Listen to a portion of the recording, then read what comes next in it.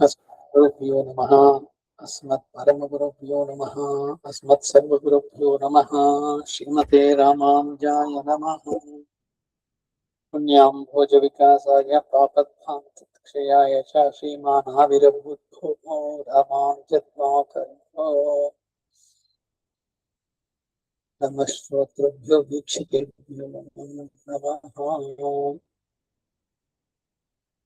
ರಾಮಾನುಜಾಚಾರ್ಯರು ಬರೆದ 9 ಕೃತಿಗಳಲ್ಲಿ 9ನೇ ಕೃತಿ ನಿತ್ಯ ಗ್ರಂಥ. ಆ ನಿತ್ಯ ಗ್ರಂಥದ ಆಚರಣೆಯನ್ನ ಮುಂದೆ ಅನೇಕ ಸ್ಮೃತಿ ಅನೇಕ ಗ್ರಂಥಗಳೆಲ್ಲ ಬಂದಿದ್ದು. ಅದರಂತೆ ಒಂದು ದಿನವನ್ನ 5 ಕಾಲಗಳನ್ನಾಗಿ ಮಾಡಿ ಅಭಿಗಮನ, ಉಪಾದಾನ, ಇಚ್ಛಾ, ಸ್ವಾಧ್ಯಾಯ, ಯೋಗ. ಅಭಿಗಮನ, ಉಪಾದಾನ, ಇಜ್ಜಾಕಾಲ, ಭಗವದಾರಾಧನೆ, ಆಮೇಲೆ ವೈಶ್ವದೇವ, ಪಂಚಮಹಾಯಜ್ಞಗಳು, ದೇವಯಜ್ಞ, ಮನುಷ್ಯಯಜ್ಞ, ಪಿತೃಯಜ್ಞ, ಭೂತಯಜ್ಞ ಎನ್ನುವುದು. ಆಮೇಲೆ ಭೋಜನ ವಿಧಿ, ಭಗವಂತನಿಗೆ ಆರಾಧನೆ ಇದೆಲ್ಲ ಆದಮೇಲೆ ಅದು ಬಾಹ್ಯಯಾಗ. ಆಮೇಲೆ ಮಧ್ಯಾಹ್ನ ಊಟವನ್ನು ಮಾಡೋದು ಕನುಯಾಗ. ಅದಾದ್ಮೇಲೆ ತಾಂಬೂಲ ಚರ್ಮನ, ನಾಗವಲ್ಲಿಯ ಹಿಂದು ಮುಂದನು ನೀಗಿ ಕಳೆಯುವುದು.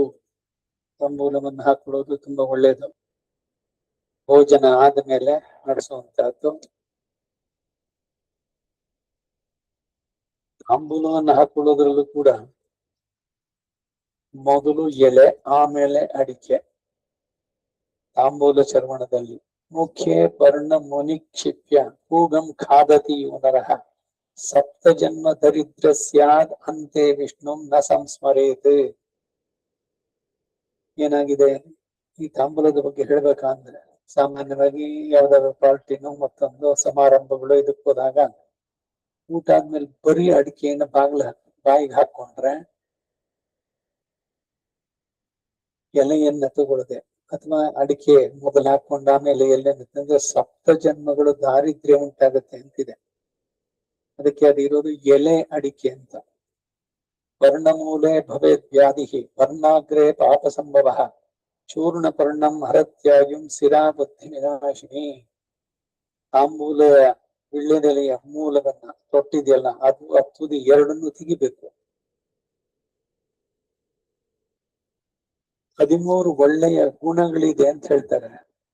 ವಿವಾಹದ ದಿವಸ ಆರಂಭ ತಾಂಬೂಲ ಚರ್ಮಣ, ಬ್ರಹ್ಮಚರ್ಯದಲ್ಲಿ ಇಲ್ಲ. ಒಳ್ಳೆಯ ಇದು ಕಾರ್ಬನೇಟಿವ್ ಎಫೆಕ್ಟ್ ಇವೆಲ್ಲ ಇರುವಂತದ್ದು, ಕ್ಯಾಲ್ಸಿಯಂ ಡಿಫಿಷಿಯನ್ಸಿ ಇದೆಲ್ಲ ಬರಲ್ಲ ಅಂತ. ಊಟ ಆದ್ಮೇಲೆ ಹಾಕೊಡ್ಬೇಕಾಗುತ್ತೆ. ನಾಗವಲ್ಲಿಯ ಹಿಂದು ಮುಂದನು ನೀಗಿ ಕಳೆಯುವುದು ಕುಮಾರವ್ಯಾಸ ಭಾರತದಲ್ಲಿ ಕೂಡ ಹೇಳ್ತಾನೆ. ಸೊ ಏನ್ ಮಾಡ್ಬೇಕು ಅಂದ್ರೆ, ಎಲೆಯನ್ನ ಚೆನ್ನಾಗಿ ತೊಳೆದು ಅದನ್ನ ವಸ್ತ್ರದಲ್ಲಿ ಬರ್ಸಿ ಅದನ್ನ ಎಡಗೈ ಮೇಲಿನ ಜಾಗ ಇದೆಯಲ್ಲ ಅಲ್ಲಿ ಬರ್ಸ್ಕೊಂಡ್ರೆ ಅದರಲ್ಲಿರುವ ಕ್ರಿಮಿಗಳನ್ನ ತಡೆಯುವ ಶಕ್ತಿ ಇಲ್ಲಿದೆ ಅಂತ. ಮೊದಲು ಆ ತೊಟ್ಟನ್ನ ಮತ್ತೆ ತುದಿಯನ್ನ ತೆಗಿಬೇಕು. ಆಮೇಲೆ ಎಲೆಯ ಹಿಂಭಾಗದಲ್ಲಿ ಹೆಬ್ಬೆರಳಿನಿಂದ ಇದನ್ನ ಸುಣ್ಣವನ್ನು ತಗೊಂಡು ಹಚ್ಚಬೇಕು.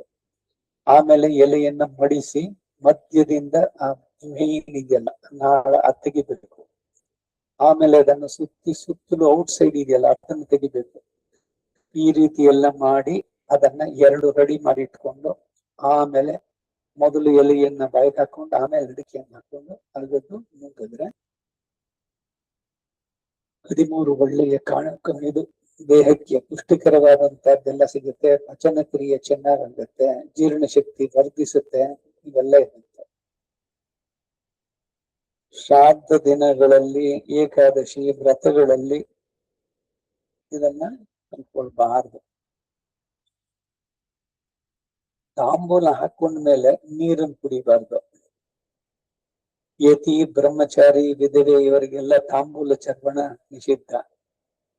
ಬೀಜಭೂತಂತು ಮುಂಜಾನೋ ಹಿಂಸಾ ದೋಷೇಣ ಯುಜ್ಯತೆ. ಬೀಜಾರ್ಥವಾಗಿ ಸಿದ್ಧ ಮಾಡಲ್ಪಟ್ಟಿರುವ ತಾಂಬೂಲ ಉಪಯೋಗಿಸಿದ್ರೆ ಹಿಂಸಾ ದೋಷಕ್ಕೆ ಪಾತ್ರನಾಗ್ತಾನೆ. ಎಲೆಯ ಬಳ್ಳಿಗಳು ಇದನ್ನೆಲ್ಲ ಮಾಡಿರ್ತಾರಲ್ಲ ಹಾಗೆ. ಹೀಗೆ ತಾಂಬೂಲ ಚರಣೆದು. ಇದಾದ್ಮೇಲೆ ಇಂದಿನ ವಿಷಯ ಸ್ವಾಧ್ಯಾಯ.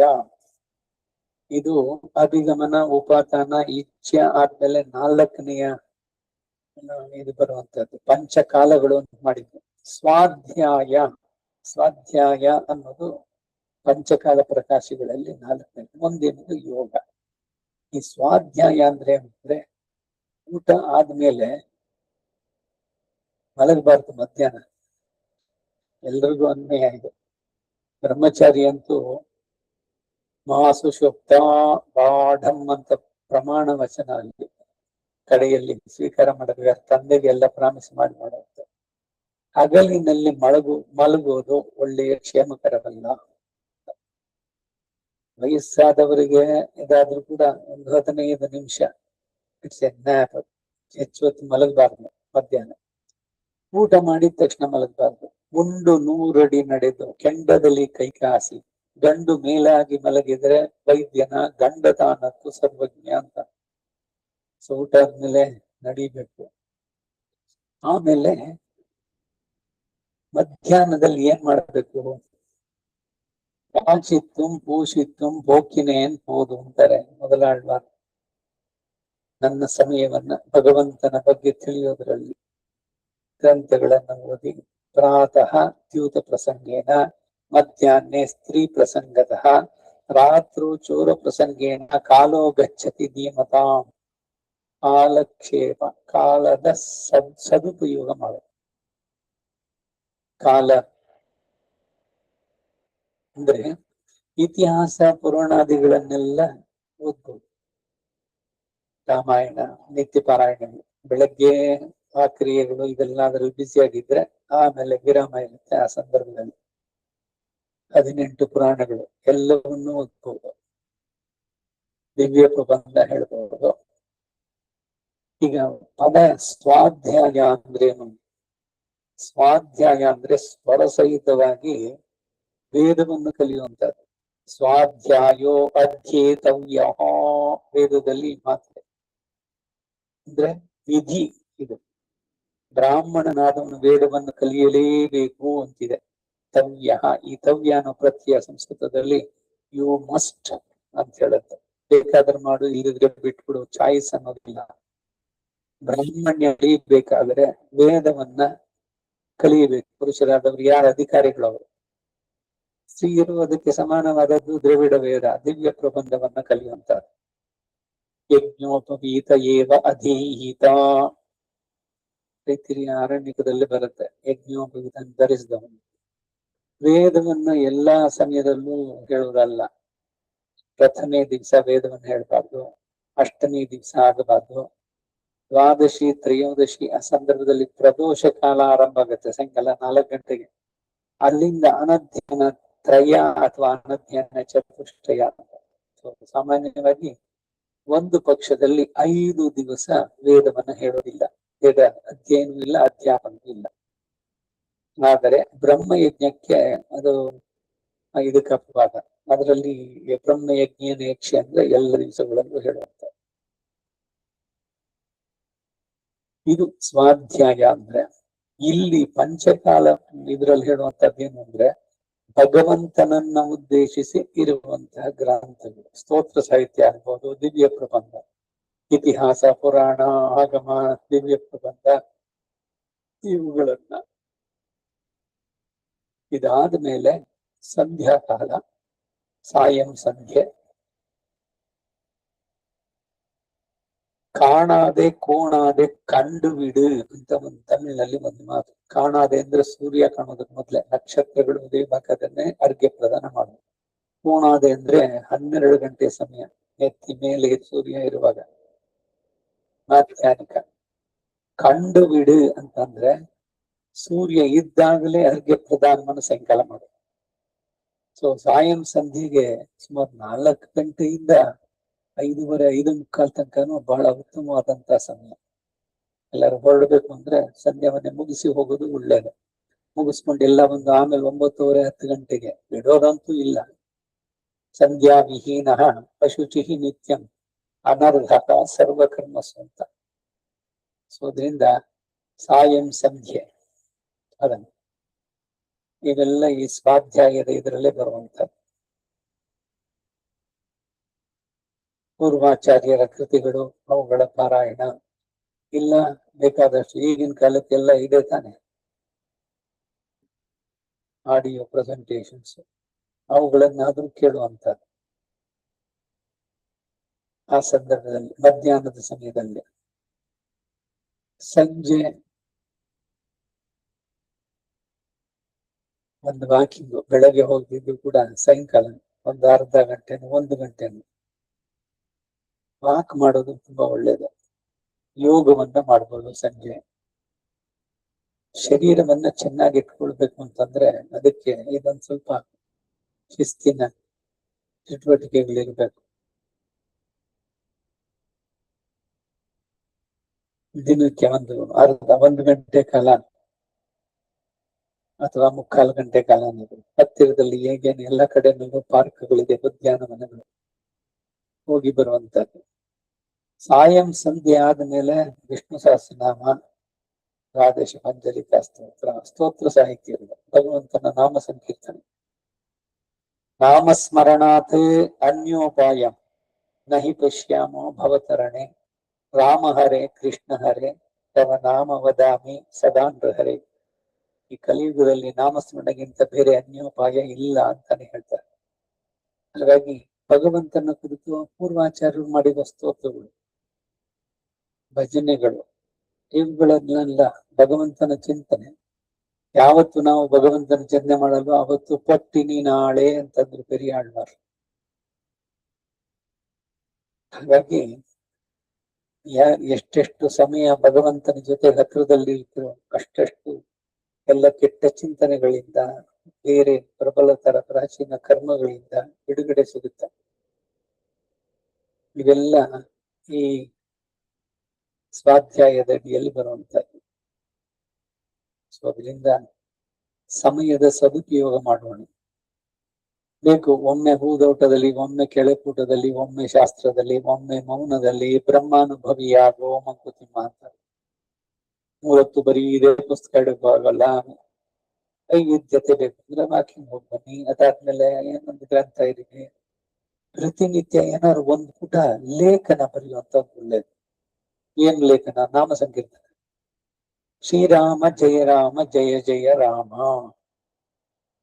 ಶ್ರೀರಾಮ ಪೂರ್ವಂ ಜಯ ರಾಮ ಮಧ್ಯಂ ಜಯ ಜಯ ಅಂತಂ ಪುನಃ ರಾಮ ಉಕ್ತಂ ಅಂತ. ಇದು ಪುರಾಣದ ಉಲ್ಲೇಖ, ಜಯಾಖ್ಯ ಸಂಹಿತೆನಲ್ಲಿದೆ. ಇದು ರಾಮನನ್ನ ಕೊಂಡಾಡೋದು, ಬರೆಯೋದು, ಲೇಖನ ಇದೆ. ಊಟಿ ರಾಮನಾಮ, ಇಲ್ಲ ಭಗವದ್ಗೀತೆ, ಇಲ್ಲ ಕೃಷ್ಣ, ನಿಮ್ಗೆ ಇಷ್ಟವಾದ ದೇವತೆ. ದಿವಸಾಲ ಒಂದು ಪುಟ ಒಂದು ನೋಟ್ ಬುಕ್ ನಲ್ಲಿ ಬರೀತಾ ಬನ್ನ. ಇವೆಲ್ಲ ಖಂಡಿತ ಫಲಕಾರಿ. ಇವೆಲ್ಲ ಮಧ್ಯಾಹ್ನದ ಸಮಯದ ಸದುಪಯೋಗ ಮಾಡ್ಕೊಳ್ಳುವಂತ. ಟಿವಿ ನೋಡ್ಬೇಕು ಅಂತಿದ್ರೆ ಅದ್ರದ್ದು ಕೂಡ ಒಂದು ಲಿಮಿಟ್ ಇರ್ಲಿ ಅಷ್ಟೇ. ಎಲ್ಲವೂ ಹಿತಮಿತವಾಗಿರ್ಲಿ. ಯುಕ್ತಾಹಾರ ವಿಹಾರಸ್ಯ.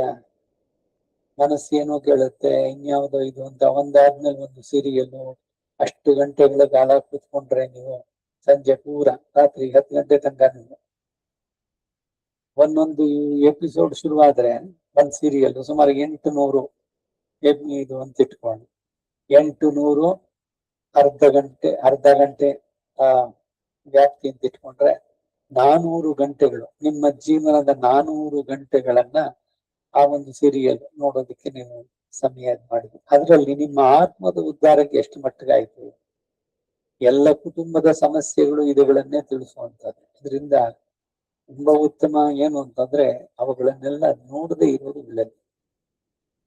ಭದ್ರಂ ಕರ್ಣೇ ವಿಷ್ಣು ಯಾಮ ದೇವಾಹ. ಒಳ್ಳೆಯದನ್ನು ನೋಡೋಣ.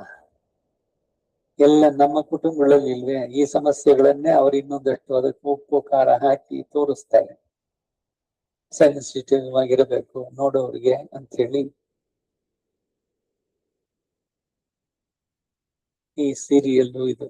ಸೊ ಅದರಿಂದ ಟಿವಿ ನೋಡೋದಾದ್ರೂ ಕೂಡ ನೋಡ್ಬೋದಲ್ಲ ಬೇಕಾದಷ್ಟು. ಇದರಲ್ಲಿ ಇದೆ, ಏನು SVB ಬಸ್, ತಿರುಪತಿ ಚಾನೆಲ್ ಇದೆ, ಶಂಕರ ಚಾನೆಲ್ ಇದೆ, ಅವುಗಳಲ್ಲಿ ಬರುತ್ತೆ. ಅಂತದನ್ನ ನೋಡಿ ಆಗ್ಬೋದು. ಯಾವ್ದನ್ನ ಆರಿಸ್ಕೊಳ್ತೀರಿ ಅನ್ನೋದ್ರ ಮೇಲೆ ಹೋಗುತ್ತೆ. ಸಚ್ಚಿಂತನೆ, ಸತ್ಸಹವಾಸ, ಸತ್ಸಂಗ ಇವೆಲ್ಲ ಬೇಕು ಅಂದ್ರೆ ಇಂಥದ್ರಲ್ಲಿ ಸಮಯವನ್ನ ಸದುಪಯೋಗ ಮಾಡಿಕೊಂಡ್ರೆ ಇವೆಲ್ಲ ಸ್ವಾಧ್ಯಾಯದ ಅಡಿಯಲ್ಲಿ ಬರುವಂತದ್ದು. ಸ್ವಾಧ್ಯಾಯದಲ್ಲಿ ಇದನ್ನ ಮಾಡೋಣ. ನಿತ್ಯ ಪಾರಾಯಣಗಳು ಅಂತ. ರಾಮಾಯಣ ಒಂದು ಅಧ್ಯಾಯ, ಸರ್ಗಗಳು ಅಂತಿದೆ. ಅದರಲ್ಲಿ ಒಂದು ಸರ್ಗ ಪ್ರತಿದಿನ ಹೇಳಿ. ಮೊದಲು ಧ್ಯಾನ ಶ್ಲೋಕ, ಆಮೇಲೆ ಆ ಸರ್ಗದ ಪಾರಾಯಣ, ಕಡೆಯಲ್ಲಿ ಏವಮೇತತ್ ಪುರಾ ಮುಖ್ಯಂ ಆಖ್ಯಾನಂ ಭದ್ರಮಸ್ತವನೋ ಬರುತ್ತೆ. ಕಡೆಯಲ್ಲಿ ಬರುವಂತ ಕನ್ಕ್ಲೂಡಿಂಗ್ ತತ್ವಗಳು, ಮಂಗಳಂ ಕೋಸಲೇಂದ್ರಾಯ ಪುರ ಎಲ್ಲ. ಅದೇ ರೀತಿ ಭಾಗವತ, ಶ್ರೀಮನ್ ಮಹಾಭಾರತ, ಭಗವದ್ಗೀತೆ ಒಂದು ಅಧ್ಯಾಯ ದಿವಸಗಳು. ಇವೆಲ್ಲ ಸಮಯದ ಸದುಪಯೋಗ ಆಗುವಂತ. ಸ್ತೋತ್ರ ರತ್ನ ಹೇಳಿ, ಮುಕುಂದಮಾಲೆ ಹೇಳಿ, ಶ್ರೀಸ್ತುತಿ ಹೇಳಿ, ಶ್ರೀ ಗುಣರತ್ನ ಕೋಶ ಇದೆ, ಬೇಕಾದಷ್ಟಿದೆ ನಮ್ದೇನೆ. ಇವಕ್ಕೆಲ್ಲ ಸಮಯ ಯಾವಾಗ? ನೀವು ಬರೀ ಟಿವಿನೋ ಮತ್ತೊಂದು ನೋಡ್ತಾ ಕೂತ್ಕೊಂಡ್ರೆ. ಅದರಿಂದ ವಾಕಿಂಗು ಇದು ಮುಗಿಸ್ಕೊಂಡು ಬಂದು ನಿತ್ಯ ವಿಧಿಗಳಲ್ಲಿ ಸಂಧ್ಯಾ ನೇಮಗಳನ್ನು ಮುಗಿಸಿ ಪ್ರತಿದಿನ ವಿಷ್ಣು ಸಹಸ್ರನಾಮ.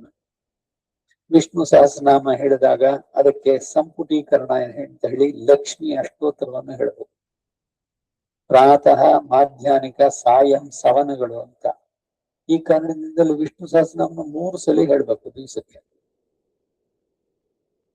ಅದನ್ನ ಕಟ್ ಶಾರ್ಟ್ ಮಾಡೋದಕ್ಕೆ ಶ್ರೀರಾಮ ರಾಮ ರಾಮೇತಿ 3 ಸಲಿ, ವನಮಾಲಿ ಗದ್ದಿ ಶಾಂಗಿ ಅದನ್ನ 3 ಸಲಿ ಹೇಳೋದು. ಏನು ಇದು ಶಾರ್ಟ್ ಕಟ್ ಅಂತಂದ್ರೆ 3 ಸಲಿ ದಿವಸ ಹೇಳೋದನ್ನ ಮಧ್ಯೆ ಸಲಿ ಹೇಳಿದ್ರೆ ಅದು ಇದಕ್ಕಾಯ್ತು ಅಂತ. ಅದರ ಬದಲು ಅನುಸಂಧಾನ ಮಾಡೋಣ ಪೂರ್ಣವಾಗೇನೆ. ಅದರಿಂದ ವಿಷ್ಣು ಸಹಸ್ರನಾಮ ದಿನಕ್ಕೆ 3 ಬಾರಿ. ಸೊ ಹೀಗೆ ನಾವು ಮನಸ್ಸು ಮಾಡಿ ಜೋಡಿಸ್ಕೊಂಡ್ರೆ ಬೇಕಾದಷ್ಟಿದೆ.